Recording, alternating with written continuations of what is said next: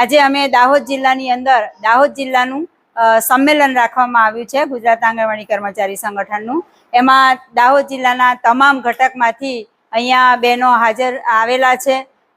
જિલ્લા સંમેલન એટલા માટે અમે રાખીએ છીએ કે જિલ્લા સંમેલનની અંદર અમે દર 3 વર્ષની અંદર જે સુધારા વધારા થયા હોય, સંગઠને જે પ્રયત્ન કર્યા હોય, જેટલા આંદોલન કર્યા હોય, એમાંથી અમે શું મેળવ્યું છે, સરકારે 3 વર્ષની અંદર અમારી ઉપર કેટલું શોષણ વધારે પ્રમાણમાં કર્યું છે, અમારી તકલીફો શું છે, એના લેખાજોખા આજે અમે આ સંમેલનમાં કરવાના છે।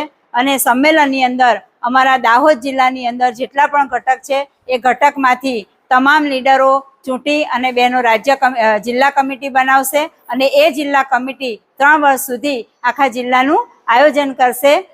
સરકાર સાથે અમારી જે માંગણીઓ છે એના સામે અમે જે લડીએ છીએ, અમારા સવાલો છે, એ સવાલો ઉપર ઘણા બધા શોષણ બહેનોના થઈ રહ્યા છે।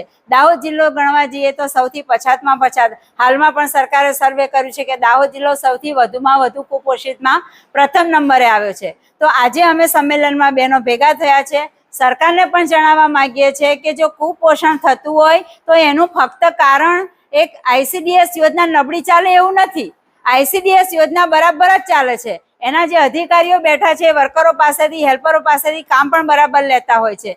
વર્કર બહેનો સરકારે જે યોજનાઓ કાઢી છે યોજનાઓ તમામ લાભાર્થી સુધી પહોંચાડે છે। તમામ લાભાર્થીને જે લાભ આપવાના છે આંગણવાડીની અંદરથી THR આપવામાં આવે છે।